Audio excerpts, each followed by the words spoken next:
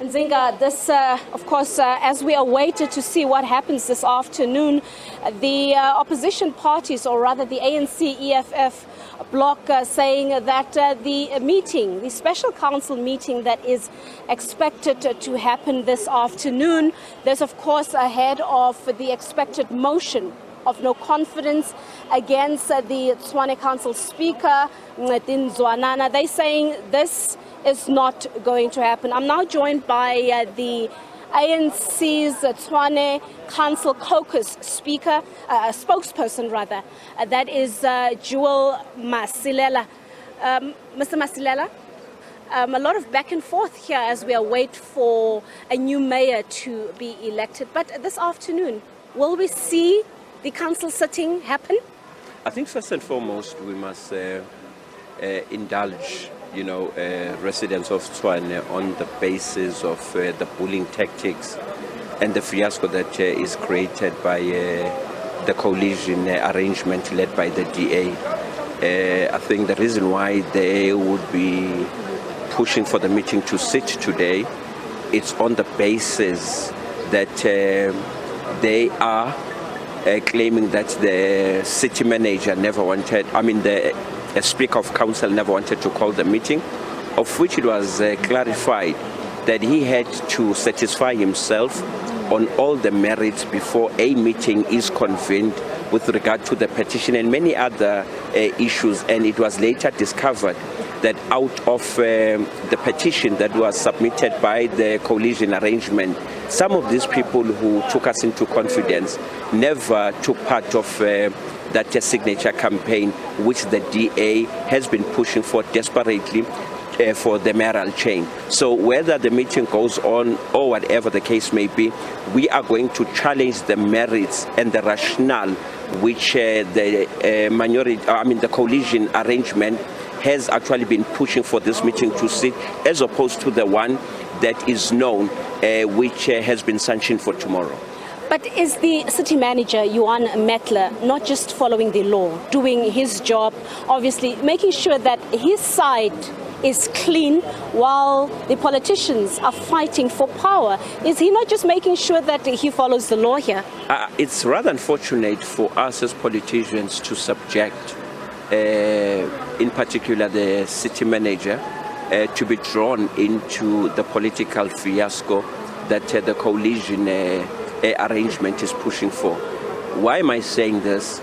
It's because the speaker must have refused, and there must have been reasons, right, fit enough for such a claim to be qualified before the city manager, in terms of the law, then invokes for such a meeting to be convened. But then two, the second dimension of the law simply says that such a meeting must be convened within a specified period, which is the normal hours of business and or extended hours as per determined by the council. So in this case, the meeting was called on Saturday after 3 o'clock, and such a notice was never furnished to the multi-party WIPARI arrangement that we have in council. So the city manager finds himself being drawn into the political fiasco, which is rather unfortunate. The political fight here in council is certainly having an impact on service delivery. We're going for about 2 months now. It's heading to 2 months where the municipality does not have a mayor, does not have a mayoral committee. And as you just say now, it's on autopilot. Are you, as the ANC, not worried of the impact it has on service delivery? You are not just leaders here in the capital city, but you are part of the national government leadership profile in this country. Now, let's bring this dimension to the fore. We have not only been worried in just the last 6 weeks or 7 weeks that we have not had the executive of the city, but we have been worried since 2016, because service delivery since 2016 has been at its lowest. In other parts of the city has been in absentia. So we are pushing for, that is why last week we made efforts for us to be able to sit and push for the executive mayor to be elected. But the DA, because it, on the one hand, it claims that it is applying democracy, it respects democracy and the rule of law, but it went on to censor its own members, claiming that the secrecy of the vote as enshrined in the Constitution had to be undermined. Why? Because they wanted to make sure that they push for Celia Spring at whatever cost, a racist politician who does not have the interests or the aspirations of our people at heart, to become the mayor of the city of Tshwane.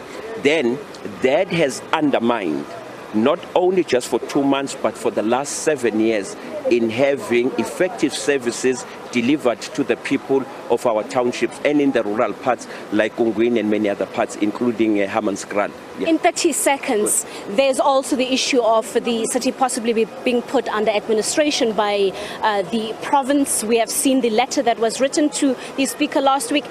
Are you for the municipality being put under administration? How would you feel as a councillor? It might just affect your job. Honestly speaking, I am not fit to respond on whether or not it has to be, it is the competency of the provincial government weighing all options that they would have provided us to being able to see to it that we are able to form a government. If not, if they deem fit, then I think we will be appraised and be taken into confidence with regard to that. All right, thank you so much. That is Jewel Masilela. He is the ANC Tshwane caucus spokesperson. The attention now falls to the multi-party coalition. We'll be speaking to them later to find out how are they expecting to navigate this battle that they have called for this afternoon. For now, we toss it back to studio.